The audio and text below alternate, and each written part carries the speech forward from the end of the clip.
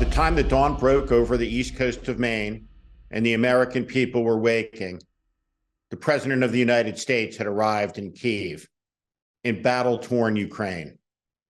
The president embarked on a secret journey, leaving from Washington, flying to Poland, where he boarded a train for a 10-hour ride to the war-torn capital. There, President Biden stood with President Zelensky and made it clear to the world and to the Russian aggressors that the United States of America will stand with Ukraine in its fight for survival to the end. Vladimir Putin's war of aggression on European soil, 80 years after the end of the Second World War, is the most dangerous threat to world peace since the end of the Cold War, and the situation is growing more dangerous. The greatest danger to world peace in this moment in time is an expansion and escalation of the war in Ukraine beyond the boundaries onto NATO territory that would put American and Russian forces into direct contact for the first time in the 80 years that have passed since the end of the Second World War. While President Biden was electrifying the world with President Zelensky in Kyiv, the MAGA frontrunner Ron DeSantis was appearing from Staten Island on Fox and Friends for 9 minutes of utter asininity. DeSantis' take on the world is a curious one. He seems to blame the Russian criminal invasion of Ukraine on the border crisis between the United States and Mexico.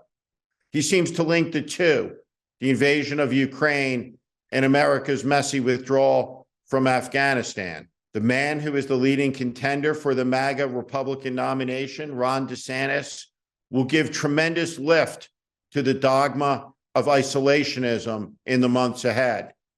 He will depart from the tradition of bipartisanship when it comes to dealing with foreign threats, and he will embrace an old and discarded ideology.